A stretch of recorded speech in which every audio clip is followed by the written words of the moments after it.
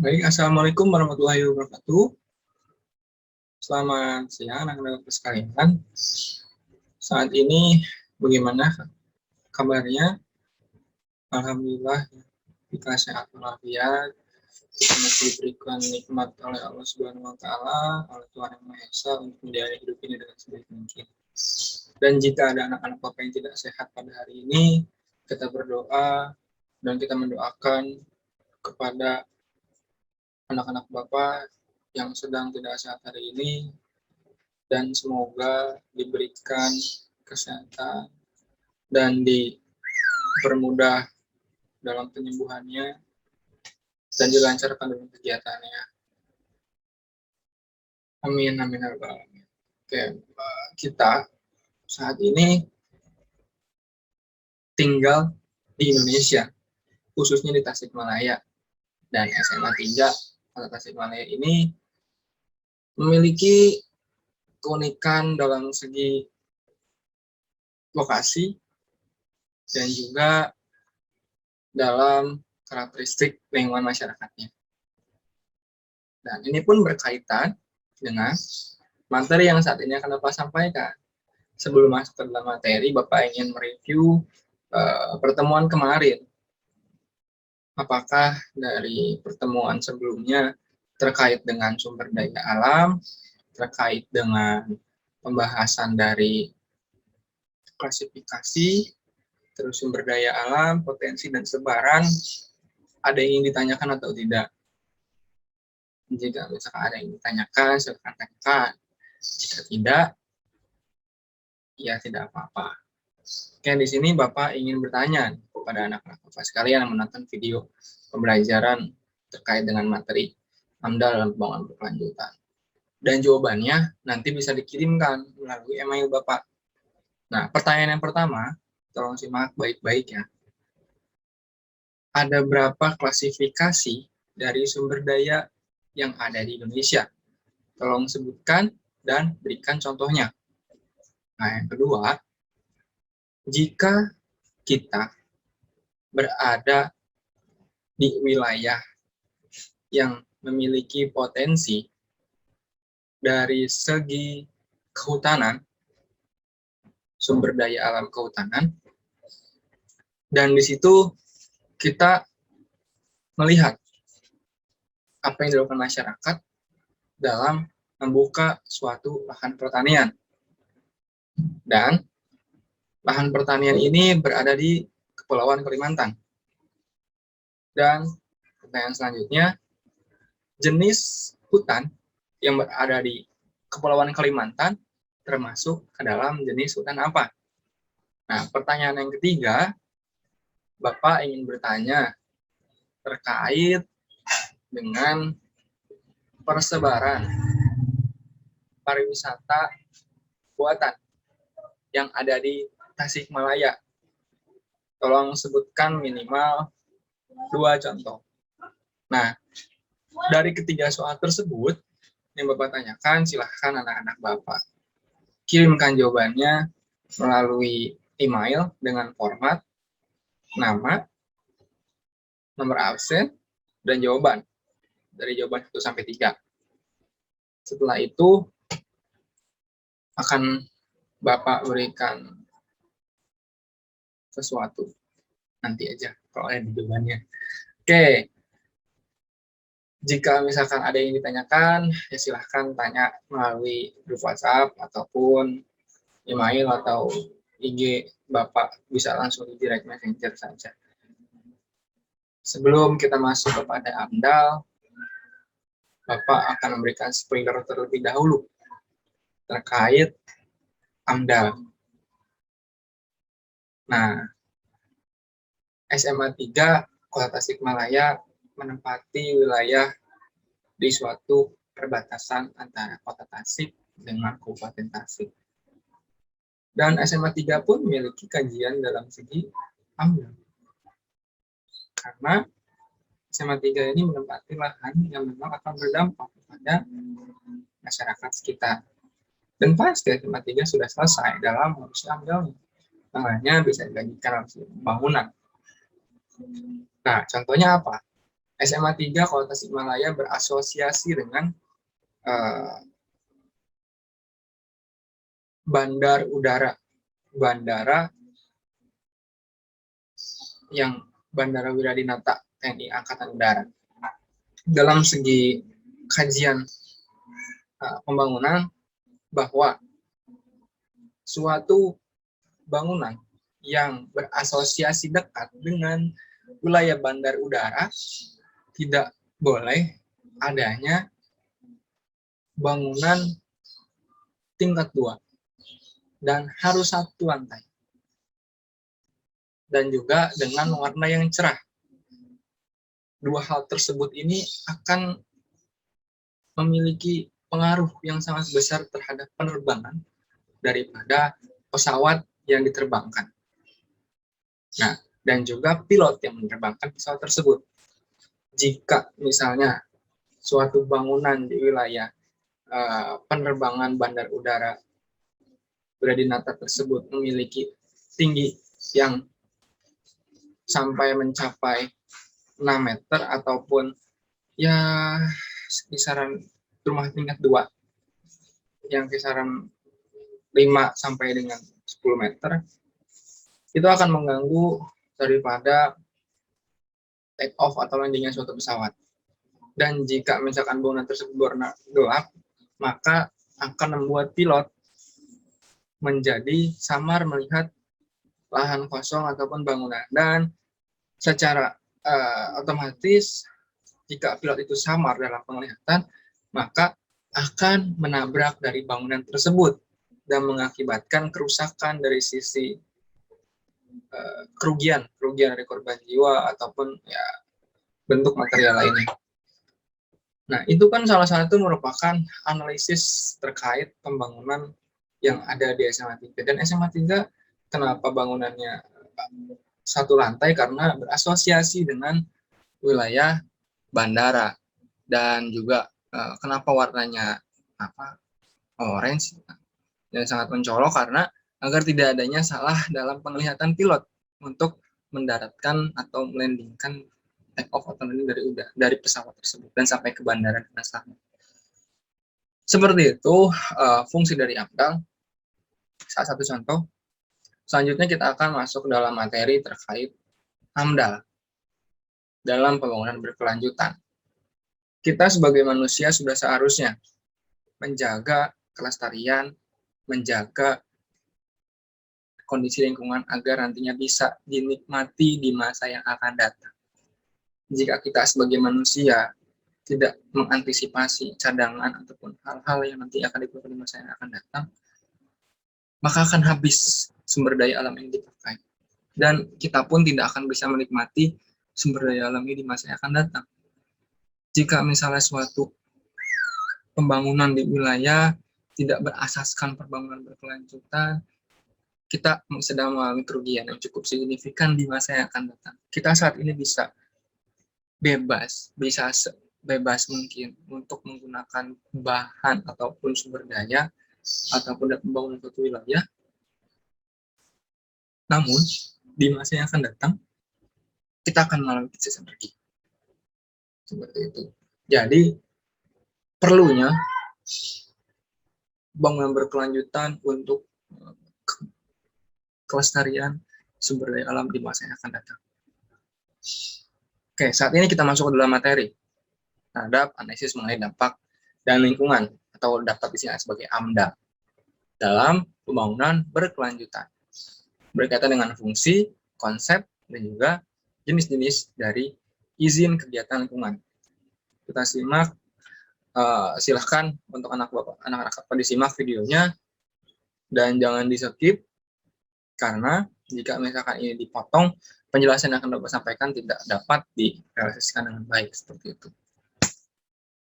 Sekarang kita masuk dalam AMDAL. Oke, AMDAL ini merupakan suatu dokumen yang dibuat untuk perizinan suatu perusahaan ataupun suatu lembaga yang memang ingin menggunakan lahan di Indonesia. Dan AMDAL ini adanya hanya di Indonesia saja, dan di luar negeri pun ada, mungkin namanya berbeda. Dan AMDAL ini pun merupakan suatu dokumen yang memang dibuat terkait pengkajian kondisi lingkungan yang terpengaruh atau dipengaruhi oleh pembangunan dari perusahaan tersebut. Nah, kenapa Indonesia harus membuat AMDAL nih? Karena AMDAL ini menjadi salah satu titik daripada pengoptimalan ataupun pelestarian dan lingkungan hidup atau mencegah kerusakan. Nah, sederhananya AMDAL ini dapat mencegah kerusakan daripada pembangunan dilakukan oleh suatu pihak seperti itu. Dan AMDAL ini pun dikeluarkan oleh pemerintah. Nah, selanjutnya AMDAL. Ini pengertian dari AMDAL. AMDAL ini memiliki sebuah singkatan, dan singkatan dari AMDAL ini A-nya itu analisis, M-nya itu mengenai, D-nya itu dampak, dan L itu lingkungan. Jadi AMDAL. AMDAL atau AMDAL. AMDAL ini artinya menganalisis mengenai dampak lingkungan yang memang diakibatkan oleh suatu perusahaan atau suatu kegiatan pembangunan yang dilakukan oleh pihak-pihak tertentu yang dilakukan di Indonesia. Nah, secara teoritis AMDAL ini merupakan kajian mengenai dampak penting suatu usaha dan kegiatan yang direncanakan kepada lingkungan hidup yang diperlukan bagi proses pengambilan keputusan tentang penyelenggaraan usaha atau kegiatan yang dapat menimbulkan perubahan terhadap lingkungan hidup. Nah, yang perlu digarisbawahi dari AMDAL ini menurut Bapak itu adanya analisis mengenai dampak lingkungan hidup, yaitu satu, lingkungan hidupnya perlu dianalisis. Yang kedua, dampak yang ditimbulkan sehingga nantinya tidak ada faktor kerugian antara manusia, lingkungan, dan juga perusahaan dari pihak tersebut. Nah, jadi sederhananya, jika pada saat pertemuan kemarin Bapak telah mengulas terkait dengan bentuk daripada Tuhan menciptakan manusia dan alam seperti segitiga, Tuhan di atas di segitiga puncaknya di sini, dan di sini adanya manusia, di sini adanya lingkungan. Nah, sehingga Tuhan ini menciptakan manusia dan lingkungan ini selaras dengan keterkaitan dan juga dengan berkesinambungan satu dengan yang lainnya. Jika manusia rusak, lingkungan akan rusak. Jika lingkungan rusak, manusia akan rusak, dan sebaliknya.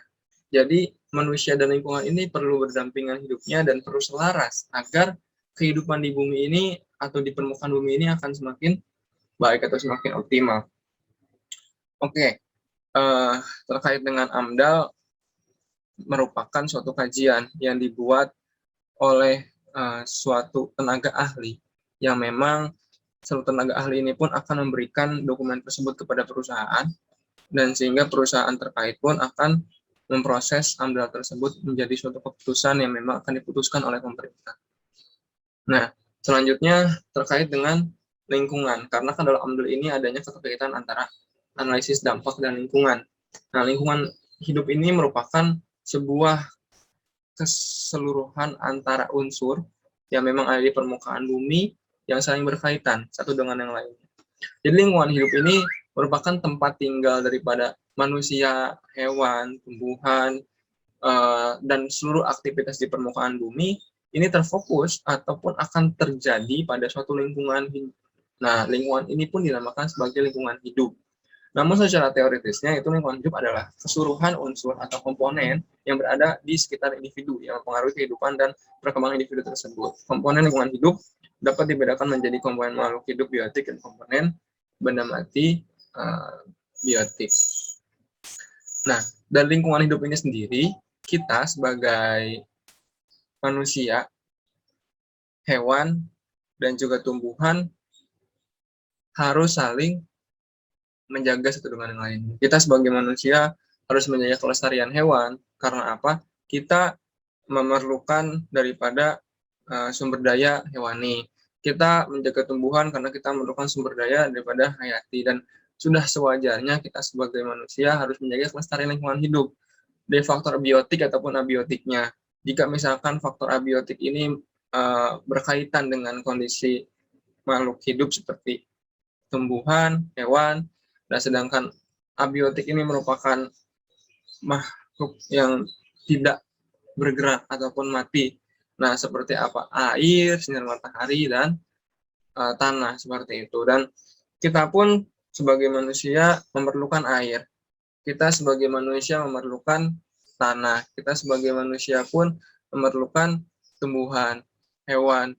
Maka dari itu kita, khususnya sebagai manusia yang memiliki akal pikiran, mampu untuk menjaga kelestarian daripada lingkungan hidup itu sendiri. Dan tidak semena-mena kita dalam menggunakan lingkungan hidup ataupun potensi daripada sumber daya alam yang ada di lingkungan kita. Selanjutnya, izin dalam kegiatan lingkungan.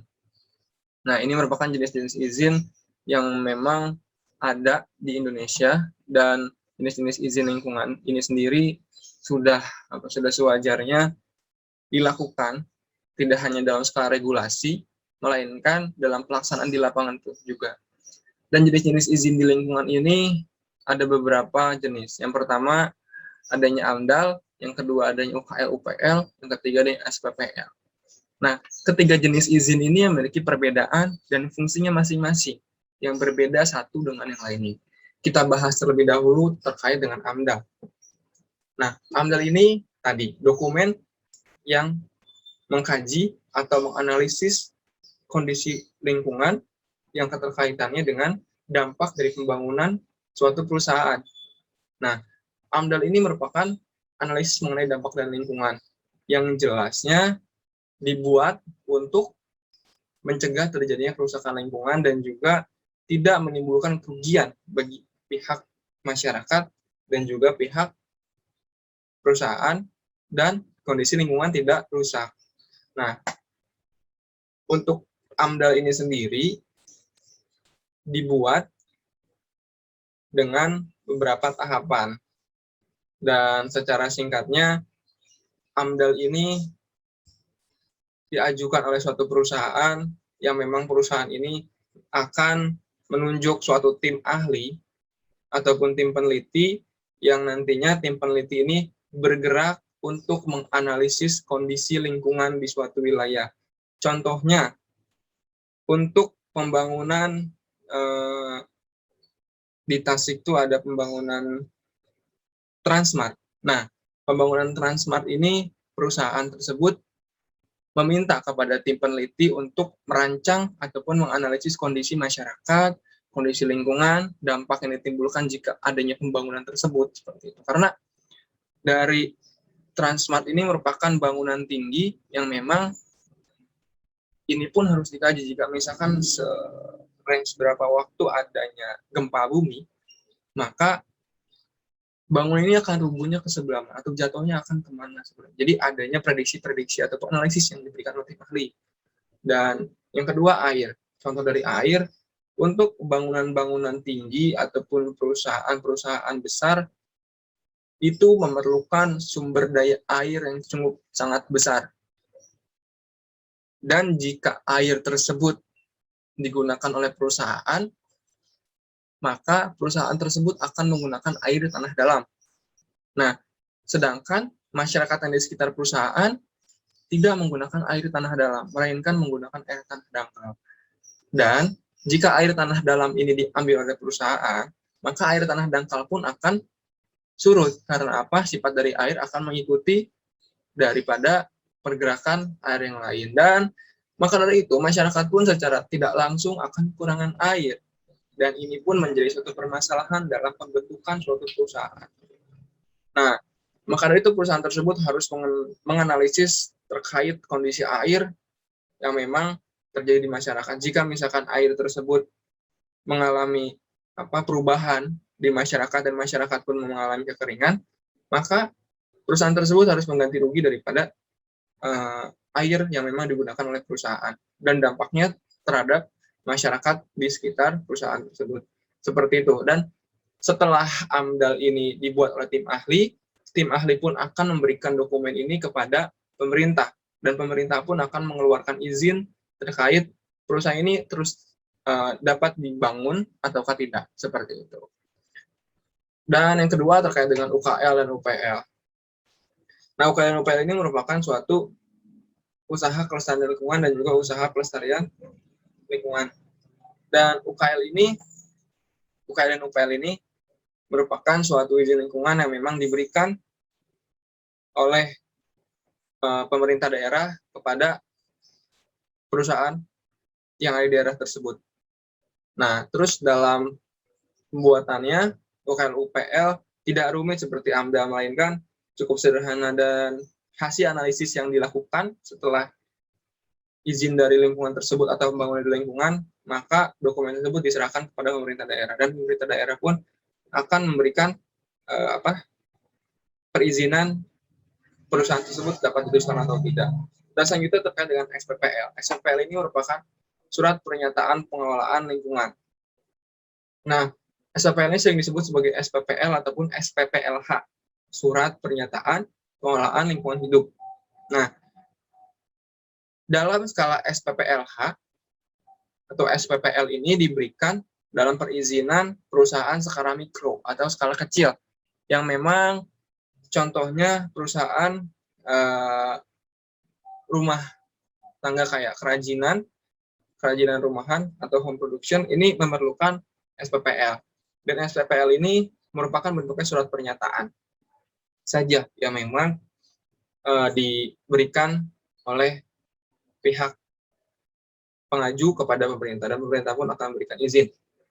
Nah, perbedaan dari ketiga jenis izin lingkungan ini apa sih? Kalau AMDAL ini terfokus kepada perizinan yang diberikan dalam pembangunan ataupun perusahaan, minimalnya dengan luas tanah 5 hektar dan tinggi bangunan yang memang besar gitu kan. Secara otomatis pun dari lebar lahan dan dari luas bangunannya mencapai 5 sampai minimal 5 hektar. Dan kalau UKL dan kalau AMDAL ini ada jenis-jenis perusahaan ataupun jenis bangunan tertentu yang merupakan AMDAL. Dan ini pun sudah tercantum dalam Peraturan Menteri Lingkungan Hidup Nomor 5 tahun 2012. Sudah ada jenis atau klasifikasi daripada perusahaan yang memang merupakan AMDAL ataukah tidak. Nah, selanjutnya adanya UKL-UPL. Dan UKL-UPL ini merupakan suatu perizinan yang diberikan oleh pemerintah daerah. Dan jika misalkan dalam pemerintah daerah tersebut sudah ada ketentuan dalam perizinannya dan diperbolehkan untuk perusahaan mendirikan suatu kegiatan, maka akan turun UKL-UPL dari pemerintah daerah tersebut. Nah, contohnya ini ada pada pemerintah daerah DKI Jakarta, yang dimana adanya batas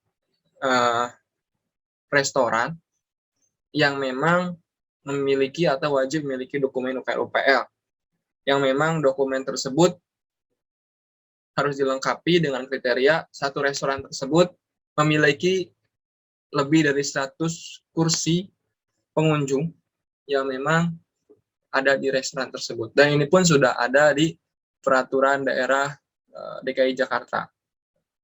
Oke, itu contohnya. Dan selanjutnya terkait dengan SPPL. SPPL ini sudah terangkum dalam Undang-Undang Nomor 16 tahun 2012 Kementerian Lingkungan Hidup. Seperti itu perbedaan dari ketiga jenis izin lingkungan. Oke, selanjutnya kita membahas tentang lingkungan. Jika tadi definisi lingkungan hidup, dan ini bentuk-bentuk jenis daripada lingkungan yang memang ada dalam pengkajian AMDAL.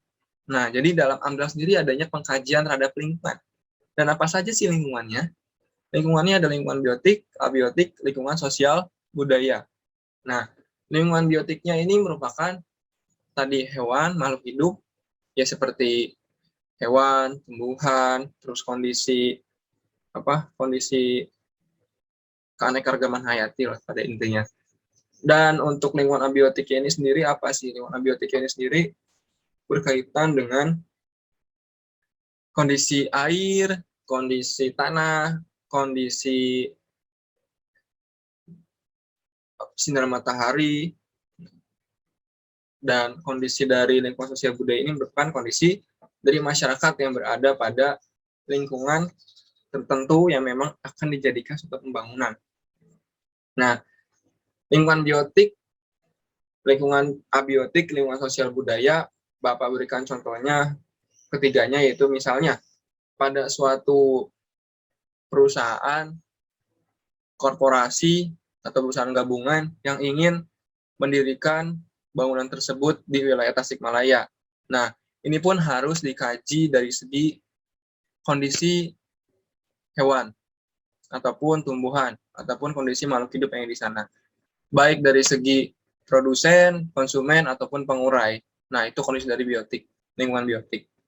Agar nantinya ekosistem di sana pun tidak terganggu. Setelah muncul, maka akan mengkaji terhadap kondisi lingkungan abiotiknya. Jika misalkan perusahaan tersebut berada pada suatu lingkungan lahan kritis ataupun lahan yang memang tidak dapat digunakan sebagai apapun itu, dan juga masyarakat tidak bisa menggunakan lingkungan tersebut, maka sah-sah saja suatu perusahaan didirikan di lingkungan tersebut. Namun sebaliknya, jika suatu lingkungan atau perusahaan berdiri di atas lahan, dengan lahan tersebut berada di kondisi yang cukup unik dari segi keanekaragaman hayati, contohnya lingkungan tersebut termasuk dalam lingkungan yang masih asri ataupun masih banyak pepohonan-pepohonan yang memang di dalamnya ada keunikan dari segi anggrek. Nah, dan lingkungan abiotiknya pun kondisi air yang jernih dan air tersebut digunakan sebagai sumber mata air masyarakat. Dan ini tidak boleh untuk dilanjutkan. Sederhananya seperti itu. Oke, selanjutnya kita membahas tentang lingkungan abiotik. Nah, lingkungan abiotik ini sendiri merupakan makhluk hidup yang menempati bumi, terdiri dari tumbuhan, hewan, ataupun manusia. Nah, fungsi dari lingkungan hidup ini dibagi menjadi 3, produsen, konsumen, dan pengurai. Tadi Bapak jelaskan barusan bahwa produsen ini merupakan suatu tumbuhan yang memproduksi daripada fungsi atau makanan-makanan yang akan dimakan oleh tingkat konsumen level 2. Dan selanjutnya, setelah konsumen level 1 atau level 2 ini mati, maka akan ada pengurai yang nantinya pengurai ini akan langsung diberikan kepada tanah, dan tanah ini pun akan menyuburkan daripada tumbuhan tersebut. Jadi, contohnya lingkungan hidup biotik ini produsennya itu padi, padi ataupun rumput. Nah, produsen ini rumput, dimakan rumput itu oleh rusa ataupun oleh sapi ataupun oleh apapun itu yang memakan herbivora seperti rusa, kambing, sapi. Terus setelah itu dari produsen ini dimakan oleh konsumen, produsen ini rumput dimakan oleh konsumennya, ya kuda ataupun apapun itu yang memang mereka sebagai hewan herbivora. Nah, setelah konsumen satu ini, misalnya kuda, dari rumput makan kuda. Nah, terus kuda ini akan dimakan oleh hewan pemangsa seperti singa. Nah, singa ini akan mati. Setelah mati, singa ini akan terurai oleh pengurai atau bakteri. Seperti itu. Nah, selanjutnya ada lingkungan abiotik. Lingkungan abiotik ini sendiri merupakan benda mati ataupun unsur alam yang mempengaruhi kehidupan makhluk hidup. Antara lain, tanah, air, dan matahari, komponen-komponen lingkungan yang memang menjadi satu padu. Dan secara sederhananya, air digunakan oleh manusia, dan air ini merupakan sumber daya alam yang dapat diperbarui namun memiliki proses yang sangat lama. Dan air ini pun mampu untuk menghidupi seluruh makhluk di bumi. Jika air ini rusak, kemungkinan yang terjadi adalah, ya betul, kekeringan ataupun kerusakan terhadap lingkungan. Dan manusia ataupun hewan-hewan tidak dapat memenuhi kebutuhan air. Sedangkan manusia ini 80% ini merupakan terdiri dari air seperti itu. Dan manusia membutuhkan air. Jika misalkan manusia tidak makan dalam 3 hari atau dalam seminggu, itu kuat. Namun jika manusia tidak minum dalam 3 hari, itu tidak akan kuat. Seperti itu. Dan masih banyak fungsi daripada air. sinar matahari sangat berguna bagi kulit ataupun bagi tulang maksudnya. Nah, jadi sinar matahari ini akan berguna terhadap proses tumbuh manusia, dapat ya memusnahkan vitamin D, ataupun sinar matahari bagi lingkungan, bagi hewan dan tumbuhan mampu untuk menciptakan bagi tumbuhan fotosintesis. Ya. Nah, terus untuk tumbuhan, untuk hewan, bantu mereka dalam pertumbuhan juga. Gitu. Ini cukup sangat penting di lingkungan abiotik dan biotiknya. Selanjutnya, lingkungan sosial dan budaya. Lingkungan sosial dan budaya ini merupakan lingkungan yang dibuat oleh manusia yang memiliki nilai ataupun memiliki gagasan yang juga mengatur daripada kehidupan manusia melalui sistem norma. Nah, lingkungan sosial budaya ini ada di suatu wilayah ini memiliki perbedaan yang memang berbeda-beda. Contohnya lingkungan sosial budaya yang ada di wilayah kota Bekasi dengan wilayah kota Tasikmalaya ini cukup sangat berbeda. Dan lingkungan sosial budaya ini dibentuk oleh keunikan dari masyarakat atau manusianya itu sendiri. Dan memang itu harus adanya pelestarian. Jika misalnya kondisi sosial budaya di Tasik ini cukup memiliki sifat gotong royong yang tinggi. Namun jika sifat sosial budaya yang di kota besar seperti Jakarta, Bekasi itu memiliki sifat individualisme yang tinggi. Dan sudah sewajarnya sebagai masyarakat yang memang masyarakat Indonesia, kita harus saling membantu ataupun saling gotong royong dengan makhluk sosial atau makhluk-makhluk manusia yang lainnya. Seperti itu. Nah, kondisi sosial budaya ini akan mempengaruhi daripada sifat manusia dan juga kondisi ekonomi daripada masyarakat tersebut. Seperti itu. Dan selanjutnya, ini terkait dengan fungsi AMDAL. Fungsi AMDAL ini sendiri dapat dibagi menjadi 5 fungsi. Yang pertama, sebagai bahan bagi perencanaan pembangunan wilayah. Yang kedua, membantu proses pengambilan keputusan tentang kelayakan lingkungan hidup dari rencana usaha dan atau kegiatan yang dilakukan oleh pihak-pihak tertentu. Nah, selanjutnya, memberikan masukan untuk penyusunan desain secara rinci atau secara jelas terkait teknik daripada rencana usaha yang akan didirikan. Nah, selanjutnya, memberikan masukan untuk penyusunan rencana pengelolaan dan pemanfaatan lingkungan hidup agar tidak adanya kerusakan daripada lingkungan hidup dan juga masyarakat yang memang ada di lingkungan tersebut. Dan selanjutnya sebagai masukan dengan pertimbangan yang lebih luas daripada perencanaan dan pengembalian keputusan pemerintah yang memang akan dilaksanakan. Jadi, fungsi AMDAL ini cukup kompleks. Yang pertama, untuk membuat perencanaan pembangunan wilayah agar tidak adanya kesalahan dalam pembangunan wilayah dalam skala masif ataupun skala besar gitu. Nah, agar pembangunan wilayah ini pun akan optimal jika misalkan sudah adanya perencanaan yang sesuai melalui AMDAL agar tidak ada kerusakan lingkungan dan juga kerugian pada masyarakat dan juga pemerintah.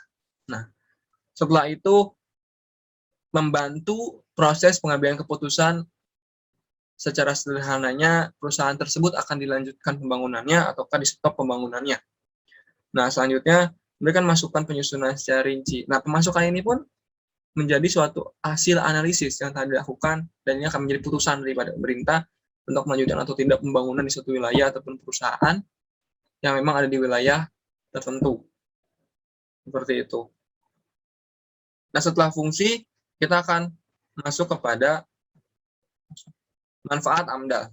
Nah, manfaat AMDAL sendiri Bapak di sini membagikan menjadi 4 manfaat atau manfaatnya dapat dibagi menjadi 4 jenis. Yang pertama, manfaat terhadap pemerintah, terhadap lingkungan, terhadap masyarakat, dan terhadap investor. Nah, 4 jenis daripada AMDAL ini memiliki manfaat yang memang berbeda antara satu dengan yang lainnya. Oke, di sini kita langsung masuk kepada manfaat AMDAL bagi pemerintah. Manfaat AMDAL bagi pemerintah yang pertama menghindari kerusakan lingkungan. Sudah jelas, pemerintah membuat peraturan yang memang dapat dimanfaatkan atau regulasi yang memang regulasi ini dibentuk untuk kebutuhan yang di masyarakat ataupun kebutuhan yang di lingkungan. Nah, pemerintah ini membuat AMDAL untuk menghindari kerusakan lingkungan. Secara otomatis pemerintah pun ingin mempertahankan adanya lingkungan Indonesia yang memang memiliki sumber daya alam yang cukup besar. Jadi adanya cadangan seperti itu. Jadi pemerintah ini menghindari adanya kerusakan lingkungan baik secara pencemaran udara, air, tanah yang memang nantinya dari pencemaran ini pun akan merugikan masyarakat. Dan masyarakat rugi akan menimbulkan suatu penyakit. Salah satunya itu penyakit. Dan penyakit ini pun akan berpengaruh terhadap kesehatan masyarakat. Nah, setelah kesehatan ini terpengaruh, maka terpengaruh juga kondisi ekonomi. Nah, jika ekonomi ini sudah terpengaruhi, maka kemerosotan daripada negara pun atau kemajuan dari negara pun akan mempengaruhinya. Dan negara ini pun akan menjadi penentu dari kemajuan atau kemudahan suatu negara. Yang memang berada di tangan masyarakat itu sendiri. Dan masyarakat ini pun tinggal di tempat tinggalnya di lingkungan. Maka dari itu, pemerintah pun akan seoptimal mungkin menghindari kerusakan lingkungan hidup. Dan selanjutnya, menghindari pertentangan yang mungkin timbul antara masyarakat ataupun pihak investor ataupun pemilik perusahaan tersebut. Jadi, dalam pembangunan suatu perusahaan akan langsung berkaitan dengan masyarakat, akan langsung bersentuhan dengan kondisi lingkungan hidup. Nah, jika masyarakat mengalami kerugian, maka masyarakat pun secara otomatis dibawa ke jalur hukum. Dan dibawa ke jalur hukum pun terkadang tidak semulus yang memang ada pada tahap-tahap dalam pengajuan secara yuridis atau GR. Nah, maka hal yang langsung terdapat di lapangan ataupun kejadian yang akan terbentuk di lapangan adanya suatu konflik antara masyarakat dengan pemilik proyek, dan ini pun akan menimbulkan suatu kerusuhan ataupun ya bentuk dari bentrokan antara pihak masyarakat dengan perusahaan tersebut. Sehingga untuk menghindarinya, maka pemerintah pun akan membuat kebijakan melalui regulasi itu. Dan selanjutnya, mencegah agar potensi sumber daya alam tidak rusak. Nah, sudah kita tahu bahwa Indonesia ini memiliki sumber daya alam yang cukup banyak dan melimpah. Maka dari itu pemerintah pun tidak mau sumber daya alam yang dimiliki Indonesia ini rusak secara sia-sia ataupun habis secara sia-sia pada zaman saat ini. Sehingga pemerintah pun membuat izin daripada kegiatan perusahaan atau izin kegiatan ini salah satunya AMDAL untuk melindungi potensi sumber daya alam agar tidak rusak dan dapat dimanfaatkan di masa yang akan datang. Oke, selanjutnya terkait dengan bagi pemilik modal ataupun investor. Yang pertama, menentukan prioritas dalam segi peminjaman, desain, ataupun bentuk dari suatu perusahaan tersebut, agar nantinya perusahaan mampu untuk mengoptimalkan jalannya dari proses perizinan dan juga dalam proses kegiatan produksi. Nah, yang kedua, melakukan pengaturan modal, promosi, dan juga sumber dana atau sumber modal. Nah, sudah jelas pada saat perusahaan ini dibentuk, pasti adanya pengeluaran secara finansial berupa modal. Dan modal ini pun akan memiliki plot-plot ataupun pembagian-pembagian dalam pelaksanaan di lapangan. Nah, agar suatu perusahaan memiliki modal besar, tidak mengeluarkan modal yang besar, sehingga perusahaan tersebut pun membuat suatu pengkajian terkait tempat, pengkajian terhadap resiko, dampak, dan juga keterkaitan terhadap perizinan pada pemerintah. Seperti itu. Dan mereka pun mampu untuk mengoptimalkan perusahaannya dan menghasilkan income sebesar-besarnya. Dan selanjutnya, menghindari duplikasi dari proyek lain.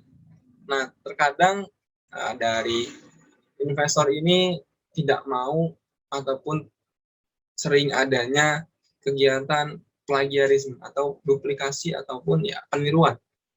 Maka dari itu jika misalkan dokumen AMDA ini sudah ada, sudah jadi, sudah jelas bahwa suatu perusahaan A memiliki dokumen A, terus lalu dokumen ini pun akan masuk ke jalur hukum dan sudah jelas identitas putihnya dan tidak ada perusahaan yang memang menggugat ataupun menduplikasikan perusahaan tersebut seperti itu. Dan selanjutnya bagi masyarakat sudah jelas masyarakat akan dilibatkan dalam proses perizinan karena dalam proses perizinan ini proses perusahaan akan langsung bersinggungan dengan masyarakat dan setuju atau tidaknya masyarakat di suatu tempat akan memiliki pengaruh yang sangat besar bagi perusahaan tersebut untuk mendirikan perusahaannya ataupun melaksanakan pembangunan di suatu lokasi. Nah, setelah masyarakat dilibatkan, masyarakat pun akan mengerti dan kemungkinan tidak akan adanya gejolak antara masyarakat dengan pemilik perusahaan. Selanjutnya, tidak akan mengalami kerugian. Terkadang di Indonesia ini dalam perizinan AMDAL, masyarakat tidak adanya pengapingan, melainkan perusahaan langsung membuat AMDAL tanpa adanya persetujuan di masyarakat. Entah itu sifatnya seperti apa yang memang menjadikan masyarakat ini terkadang tidak dilirik ataupun tidak jadi skala prioritas dalam penentuan izin usaha. Nah, jadi masyarakat ini mengalami kerugian dalam sisi sosial budaya dan itu akan mempengaruhi kondisi ekonomi, kondisi sosial di masyarakat tersebut. Nah, setelah itu akan terciptanya SDGs atau Sustain Development Goals yang memang pembangunan berkelanjutan dalam segi kemanusiaan ataupun pembangunan yang lebih masyarakat. Jika misalkan dalam AMDA ini dimanfaatkan dengan baik. Oke, selanjutnya dari sisi lingkungan hidup. Yang pertama, tidak mengalami kerusakan pada lingkungan hidup, sudah jelas. Jika AMDAL ini dipertahankan dan dipertaruhkan sesuai dengan fungsinya, maka akan timbul manfaat yang cukup signifikan bagi lingkungan. Dan selanjutnya akan terciptanya keseimbangan alam. Tidak adanya suatu kesenjangan ataupun bias antara kondisi lingkungan dan kondisi kebutuhan dari suatu perusahaan. Dan selanjutnya akan terciptanya ekologi yang baik atau ekosistem yang baik. Dan ekologi yang baik ini pun akan mendukung daripada lingkungan tersebut akan terus dapat dipertahankan atau dilindungi, maka akan tersedia sampai zaman ataupun masa yang akan datang. Terkadang dari sisi ekologi dan ekonomi ini tidak dapat berjalan secara lurus ataupun selaras. Maka dari itu, agar ekologi dan ekonomi ini berjalan secara selaras, maka adanya penentu di tengahnya yaitu izin kegiatan, yaitu AMDAL, KLPL, atau SPPLH. Seperti itu. Oke, selanjutnya kewajiban dalam pembuatan AMDAL dan landasan yang memang digunakan untuk suatu perusahaan atau suatu pembangunan dalam membuat AMDAL ini, yang pertama dari Undang-Undang Nomor 29 Tahun 1986 tentang analisis mengenai dampak lingkungan atau AMDAL. Dan yang kedua, Peraturan Pemerintah Nomor 51 Tahun 1993 tentang AMDAL. Selanjutnya Keputusan Presiden Republik Indonesia Nomor 77 1994 tentang Badan Pengendalian Dampak Lingkungan. Dan selanjutnya, Keputusan Menteri Dalam Negeri Nomor 98 Tahun 1996 tentang pedoman pembentukan organisasi dan tata kerja Badan Pengendalian Dampak Lingkungan. Dan adanya beberapa regulasi terbaru yaitu Peraturan Menteri Lingkungan Hidup Nomor 5 Tahun 2012, Peraturan Menteri Lingkungan Hidup Nomor 16 Tahun 2012, dan yang terbaru adanya Undang-Undang Cipta Kerja. Ya, memang Undang-Undang Cipta Kerja ini cukup kompleks pembahasan di dalamnya terkait dengan buruh, jenis perusahaan, AMDAL, UKL-UPL, pembukaan lahan untuk satu perusahaan. Dan dalam mekanisme yang ada di Undang-Undang Cipta Kerja ataupun sering disebutkan sebagai Omnibus Law, ini merupakan skema yang cukup sederhana, melainkan prosesnya saja yang memang dipermudah seperti itu. Jadi dalam suatu pembuatan AMDAL menurut Undang-Undang Cipta Kerja, di AMDAL ini akan diputuskan oleh pemerintah pusat seperti itu, dan pemerintah daerah akan terus mengikuti daripada instruksi pemerintah pusat. Melainkan di sini adanya harus digarisbawahi pemerintah daerah pun yang memang mengetahui langsung kondisi dari wilayah daerahnya, sehingga sudah sangat penting bahwa perizinan yang dikeluarkan tidak hanya di pemerintah pusat, melainkan pemerintah daerah pun memiliki kewajiban untuk mengeluarkan izin atau ditolaknya suatu pembangunan di suatu wilayah seperti itu.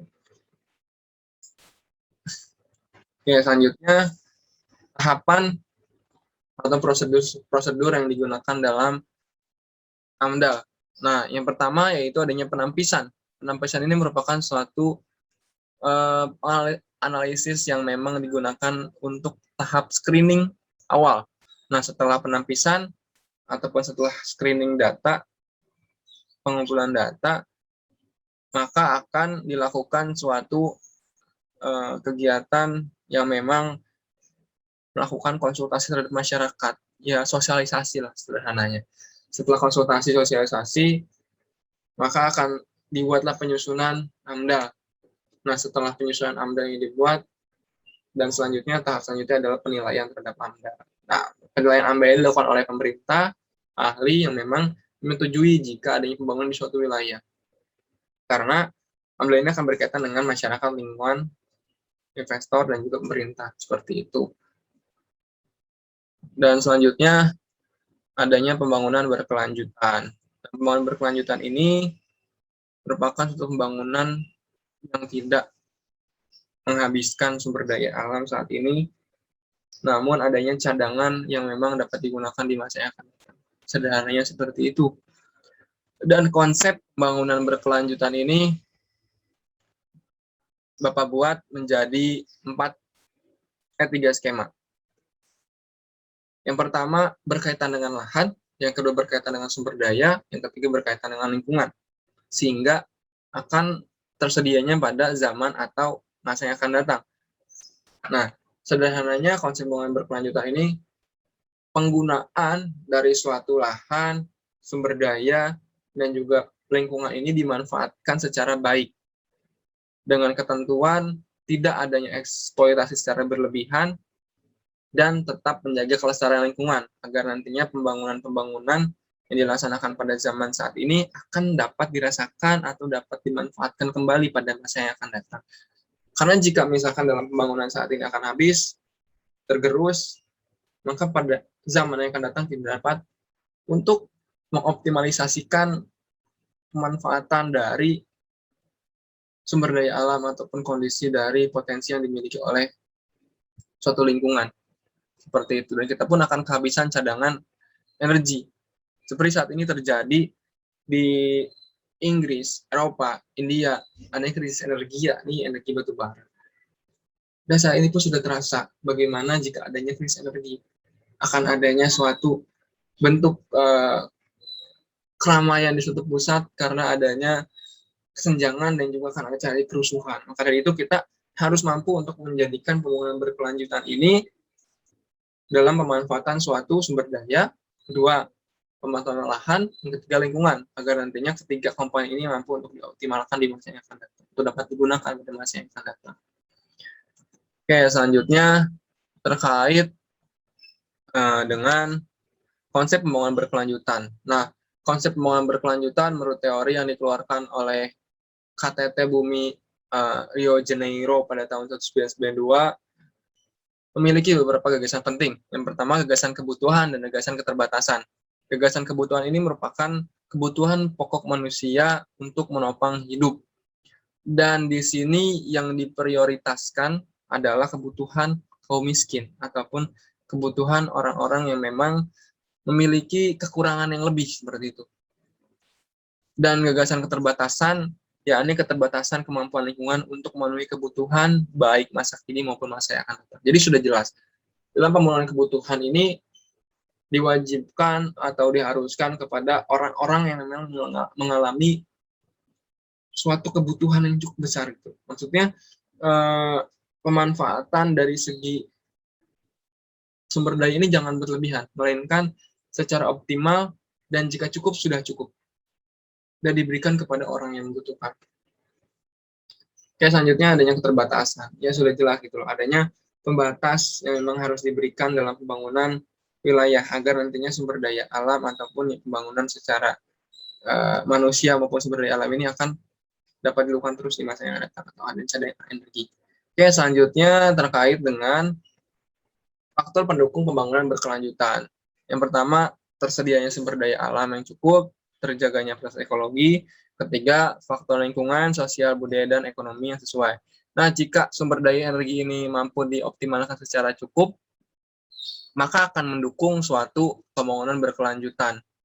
Dan faktor energi ini atau sumber daya alam yang digunakan oleh manusia ini tidak dilaksanakan secara berlebihan atau dieksploitasi. Sehingga jika kebutuhan sudah merasa cukup, maka sudah jangan dilanjutkan untuk kepentingan seseorang ataupun kepentingan ekonomi beberapa pihak. Akan nantinya menjadi suatu sumber daya alam yang cukup. Dan selanjutnya adanya setelah terjadi sumber daya alam yang cukup atau ketersediaan sumber daya alam yang cukup pun akan bentuk terjaganya proses ekologi, dan proses ekologi ini pun akan menjaga ekosistem dari suatu wilayah atau kondisi lingkungan dari suatu wilayah. Nah, selanjutnya adanya faktor lingkungan, sosial, budaya, dan ekonomi. Faktor sosial, ekonomi, dan budaya ini akan mempengaruhi kondisi daya dukung manusia terhadap pengembangan atau pembangunan berkelanjutan. Karena dalam segi pembangunan berkelanjutan tidak hanya berkaitan dengan pembangunan secara fisik, itu pun akan berkaitan juga pembangunan secara manusia.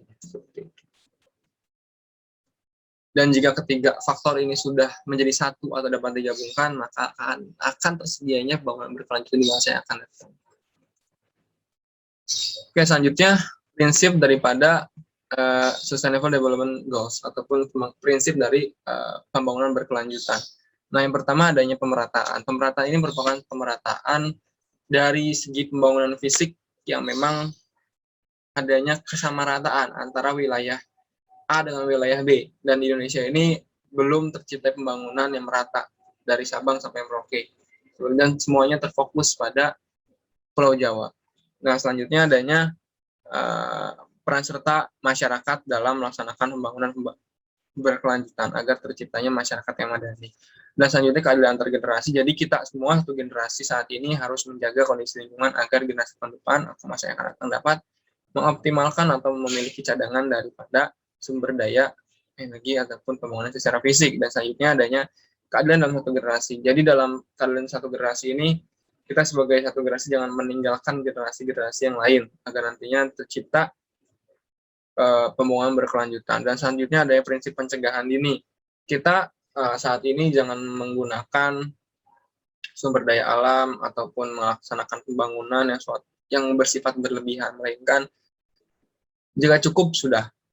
Seperti itu, jangan eksploitasi ataupun hal-hal yang akan merugikan lingkungan ataupun untuk kedepannya. Dan selanjutnya ada perlindungan keanekaragaman hayati. Dan perlindungan keanekaragaman hayati ini menjadi sumber daya yang memang harus kita lindungi, karena ini pun akan berkaitan dengan kondisi sumber daya alam yang akan nanti dimanfaatkan oleh masa yang akan datang. Dan selanjutnya adanya internalisasi biaya lingkungan. Nah, internalisasi biaya lingkungan ini suatu bentuk kegiatan yang memang dapat dijadikan suatu acuan agar masyarakat tidak semena-mena dengan penggunaan lingkungan yang berlebihan.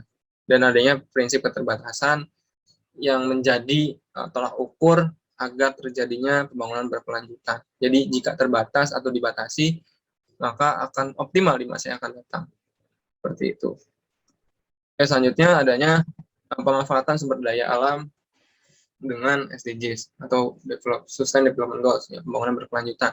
Pemanfaatan sumber daya alam dengan pembangunan berkelanjutan.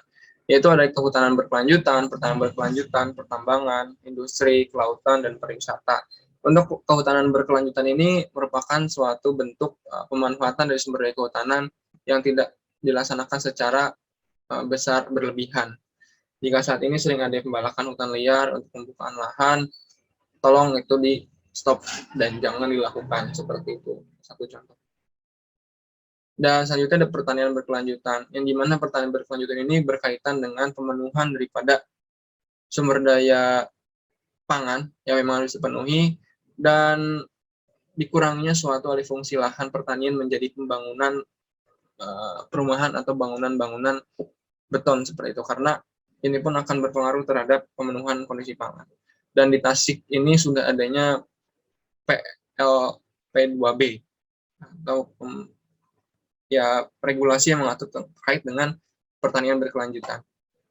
Pertambangan berkelanjutan ini merupakan suatu pertambangan yang tidak mengeksploitasi kondisi alam seperti yang dilakukan oleh beberapa pertambangan yang ada di Indonesia, itu termasuk ke dalam suatu pengembangan yang sudah tidak ada sifat berkelanjutan. Maka dari itu, kita sebagai generasi muda harus menyadarkan atau memberikan arahan, terus mengawal terhadap pemberian suatu izin yang memang dikeluarkan pemerintah terhadap pertambangan suatu wilayah, agar nantinya tercipta pertambangan berkelanjutan.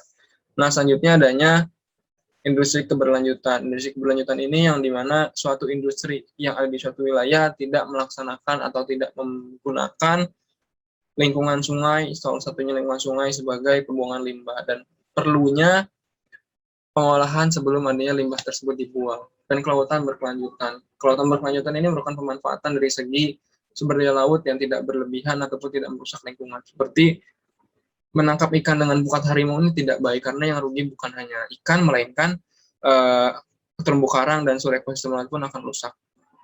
Dan pariwisata berkelanjutan. Pariwisata berkelanjutan ini merupakan suatu bentuk pariwisata yang memang digunakan sesuai dengan fungsi dari pariwisata tersebut. Jadi misalnya di suatu wilayah ingin menggunakan wisata berbasis wisata alam, dan cadangan-cadangan atau potensi-potensi pada alam tersebut yang jangan dirusak. Jika misalkan ini diamati, dan jangan sampai adanya pembangunan berlebihan di sana untuk pengoptimalan fasilitas dan ya hal-hal yang berkaitan dengan pariwisata.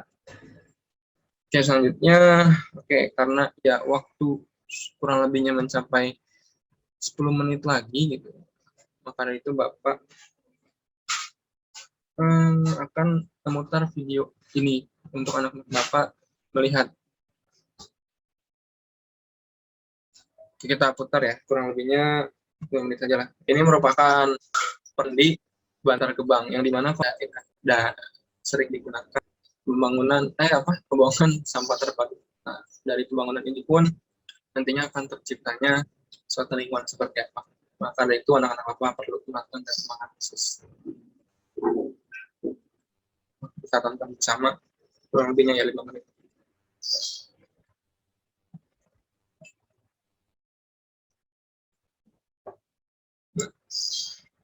PTST Bantar Gebang ini merupakan PTST terbesar di Indonesia, dan dampak yang ditimbulkan ke PTST lingkungan di daerah Kota Bekasi.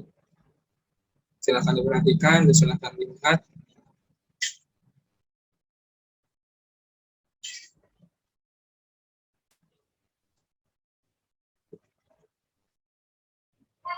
Oke.